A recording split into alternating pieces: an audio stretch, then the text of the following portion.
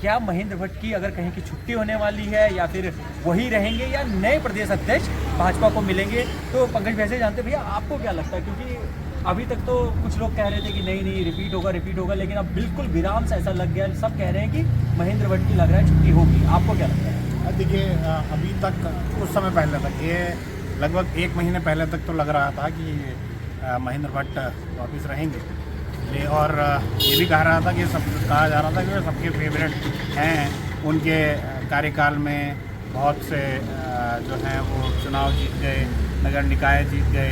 हालांकि 2 उपचुनाव जो थे वो हार गए थे, अपनी सीट महेंद्र भट्ट नहीं बचा पाए थे।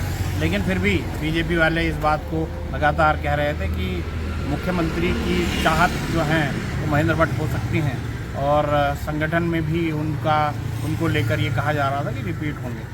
लेकिन पिछले कुछ समय में आपने देखा होगा जिस तरीके के उनके बयान रहे, और जो विवाद उनसे जुड़ते गए उन बयान देने के बाद, चाहे उनके द्वारा मीडिया को चेतावनी दी गई हो, उसके बाद उन्होंने सड़क छाप कह दिया हो, वो सड़क छाप तो उनके ऊपर ऐसा चिपक गया है कि ये समझिए कि उससे पहले भले ही लोग उनका इस्तीफा ना मांग रहे हों, लेकिन अब तो प्रदेश उत्तराखंड में कई ऐसे लोग हैं, अगर आप वीडियो डाल के देखें और उसमें महेंद्र भट्ट की अगर फ़ोटो भी हो, तो उस पर जिस तरीके से कमेंट लोगों के आने लगे हैं सोशल मीडिया पे, उससे साफ लगता है नाराज़गी है, और सीधे तौर पर इस्तीफा मांगते हैं। वो भले ही उनको राजनीति से कोई लेना देना हो ना हो, ये इससे लगता है कि एक व्यक्ति के लिए कितनी नाराज़गी लोगों में है। अगर मैं भी अपने कई वीडियो में उठा के देखूँ, इंस्टाग्राम में हो या फिर फेसबुक पे, उसमें कई बार तो ऐसे वो आते हैं, अरे जल्दी हटाओ, कब हटा रहे हो, कब हटाएंगे। तो ये तमाम चीज़ें हैं जिसको देखते हुए लगता है नाराज़गी है। और मेरे को तो लगता है कि कई ऐसे लोग भी होंगे जो कमेंट करते होंगे जिनको राजनीति के बारे में नहीं होगा, लेकिन उनको ये तो पता ही होगा कि इन्होंने क्या बयान दिया था। तो मुझे लगता है कि इनका जो बयान था वो इनके खिलाफ चला गया है, और मुझे नहीं लगता कि बीजेपी जो है इनको रिपीट करेगी। नहीं, एक तो बयान बैक टू बैक कुछ ऐसा लगता है आपको कि हुआ? एक तो बयान हुआ, उसके बाद फिर बॉबी पवार ने एक प्रेस कॉन्फ्रेंस कर दी, उसने और आरोप लगा दिए। बैक टू बैक जो बन रहा था, ऐसा लगता है कि अपने ही बयानों में बिल्कुल घिर से गए हैं। और अगर देखा जाए क्या उससे भी जोड़ कर देख सकते हैं हम, जो बॉबी पवार ने प्रेस कॉन्फ्रेंस की थी, कि उसका भी असर पड़ा, क्योंकि लोगों ने बहुत सोशल मीडिया में उसे भी देखा। देखिए, आपने बिल्कुल सही कहा कि ये कहते हैं ना, आप कोई बयान देते हैं लेकिन आप उस बयान के लिए खुद ही उत्तरदायी होते हैं। पत्रकार आपसे सवाल पूछ सकता है, लेकिन जवाब तो आप ही को देना है। संयमित होकर आपको जवाब देना चाहिए, चाहे कोई सा भी बयान हो। अब आप इससे पहले के उनके दोनों बयान देख लीजिए, पत्रकारों ने कभी उनसे नहीं पूछा कि आप मीडिया वालों पे कार्रवाई करेंगे क्या। उन्होंने खुद अपने आप से इस बात को कहा कि जो है अब जो मीडिया, जो अखबार में, सोशल मीडिया में या फिर टीवी पे अगर कोई ऐसा चलाता है तो उन पर कार्रवाई की जाएगी। हालांकि बाद में वो उस चीज़ से पलट गए, वो अलग बात है, वो दीगर बात है। उसके बाद दूसरा बयान आया उनका, और मुझे याद है कि जब पत्रकार ने उनसे पूछा कुछ और था, उन्होंने बोला कि गैरसैंण में, पत्रकार ने पूछा कि गैरसैंण में लोग इसको लेकर आंदोलन कर रहे हैं, तो उस पत्रकार ने ये थोड़ा ना बोला कि आप सड़क छाप बोलो। सड़क छाप तो आपने बोला ना। तो यही होता है कि जब आप किसी बात को लेकर वो करते हैं, तो आपको उस चीज़ की ये भी सोचना चाहिए कि आप अगर कैमरे के आगे बोल रहे हैं वो रिकॉर्ड हो जाता है। फिर आप ये नहीं कह सकते तोड़ मरोड़ के। वीडियो कभी गलत नहीं बोलता, वीडियो को आप तोड़ मरोड़ के पेश नहीं कर सकते, और वो भी अगर फ्लो में हो। फ्लो में आप देख लीजिए, महेंद्र भट्ट के जितने बयान हैं वो बिल्कुल फ्लो में हैं। उन्होंने जिस तरीके से सड़क छाप कहा, और फिर उसके बाद से जो कंट्रोवर्सी हुई, और वो भी ऐसी रैली की जिसमें जिसकी आह्वान जो है वो नरेंद्र सिंह नेगी द्वारा किया गया हो। तो कुल मिलाकर देखा जाए, पूरी पार्टी भले ही प्रेम अग्रवाल के पक्ष में ना खड़ी हो, लेकिन जिस तरीके से महेंद्र भट्ट उनके पक्ष में खड़े हुए, उसका आज स्थिति यह है कि चाहे कांग्रेस हो चाहे आम जनता हो, सब महेंद्र भट्ट का इस्तीफा मांग रहे हैं, जबकि उनको मतलब ही नहीं है कि बीजेपी में कौन अध्यक्ष बने कौन ना बने। ये तो पार्टी का मतलब है। दूसरी बात, आपने जो बॉबी पवार की पीसी की बात की, देखिए वो व्यक्तिगत मामला है, और हालांकि उसके नैतिकता के मामले में हो सकता है कि उसमें सवाल किए जा सकें। उनके जो दोनों इस पूरे मामले में किरदार हैं, महेंद्र भट्ट और जो प्रेमचंद अग्रवाल, उन दोनों के बेटों का इससे कोई लेना देना नहीं है इस राजनीति से।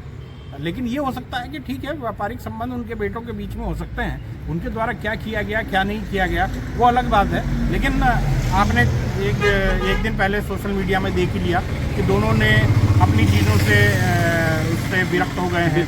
एक ने जो साझेदारी थी वही तोड़ दी है, और ये भी बात उन्होंने कही कि भाई बेफजूल की बातों को ना वो किया जाए, तो सम्मान किया जाना चाहिए। बेफजूल में किसी के घर आपको अगर नाराज़गी है तो महेंद्र भट्ट से रखें, उनके परिवार तक ना पहुँचे। ऐसा ही मैं प्रेमचंद अग्रवाल के लेकर भी कहूँ। जब कई सालों से लगभग 2 दशक से ज़्यादा हो चुके हैं आप लगातार भाजपा को जो है कवर कर रहे हैं, आपको क्या लगता है कि भाजपा इस मामले में कितनी कठोर हो सकती है? जो चीज़ें बयान आए हैं, जो बयान, क्योंकि लग तो रहा ही है कि कठोर तो अब हो ही रही है भाजपा, लेकिन आपको क्या लगता है कि भाजपा बहुत कठोर होगी इसको लेकर?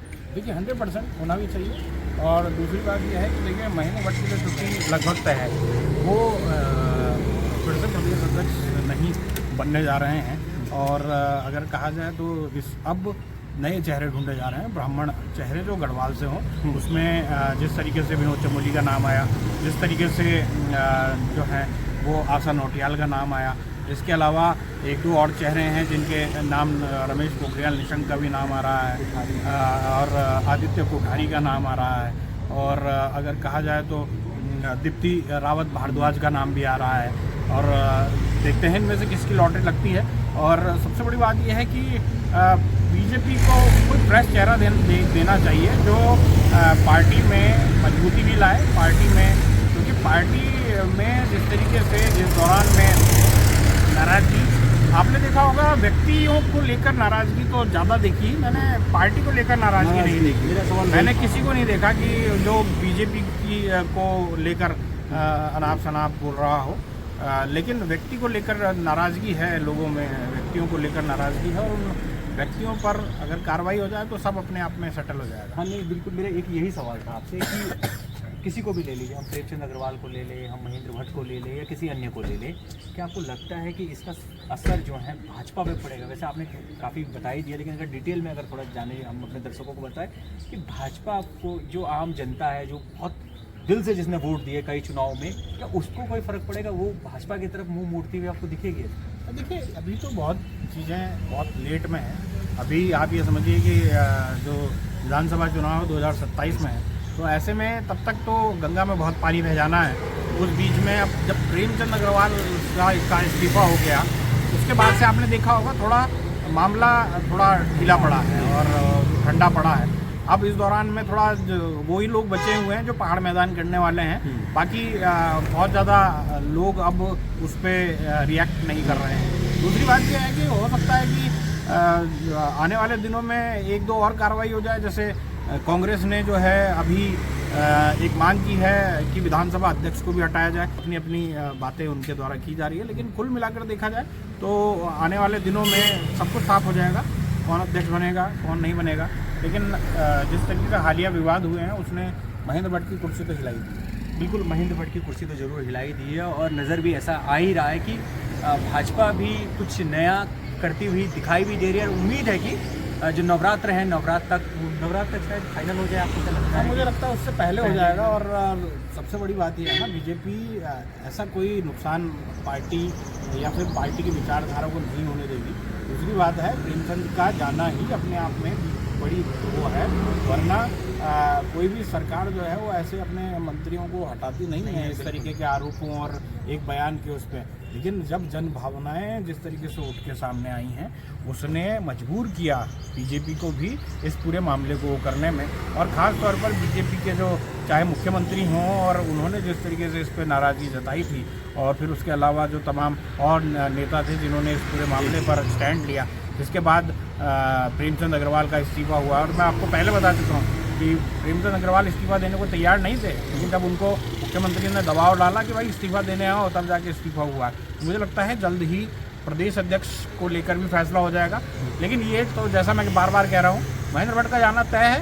वो जब 1 महीना पहले तक अध्यक्ष रिपीट हो रहे थे, लेकिन अब होते हुए नजर नहीं आ रहे हैं। बिल्कुल, अब जिस तरह से पंकज भैया ने भी बताया कि 1 महीने पहले तक हम लोग भी ये बात जो है हम लोग भी चर्चा कर रहे थे कि लग रहा है कि महेंद्र भट्ट जो है वो रिपीट होने वाला है, लेकिन कहते हैं ना कि वक्त कब बदल जाए किसी को पता नहीं है, और बिल्कुल वही नज़र आ रहा है कि महेंद्र भट्ट का भी ऐसा लग रहा है कि बिल्कुल सब पलट सा गया वक्त, और उनके वजह से ही पलटा। जो उन्होंने बयान लगातार दिए, उन बयानों की वजह से ही अब ऐसा लग रहा है कि महेंद्र भट्ट को दोबारा जो है वो प्रदेश अध्यक्ष भाजपा के नहीं बनते हुए नज़र आ रहे हैं। बाकी दोस्तों, आप लोगों से मैं जिस तरह से लगातार कहता हूं कि आप इस वीडियो को अलग अलग जो है प्लेटफॉर्म में देखते हैं, और उसके साथ ही अगर हम बात करें पंकज टॉक की, I am Pankaj Pawar, news height और पहाड़ी सेमॉल का जो फेसबुक पेज है उस पर भी आप इन वीडियो को देखते हैं, तो ज़रूर आप इन वीडियो को जो है वो शेयर करें। साथ ही हमारे जो जितने भी हमारे जो पेज हैं उनको फॉलो करें, साथ ही इनके जो फेसबुक के साथ ही यूट्यूब जो चैनल है उनमें भी ये वीडियो उपलब्ध है, तो आप वहाँ पर भी जाकर देख सकते हैं। इनके साथ ही अन्य वीडियो भी वहाँ पर रहते हैं, तो उन्हें भी आप ज़रूर सब्सक्राइब करें। तो मिलते हैं अगले किसी वीडियो में, तब तक के लिए नमस्कार।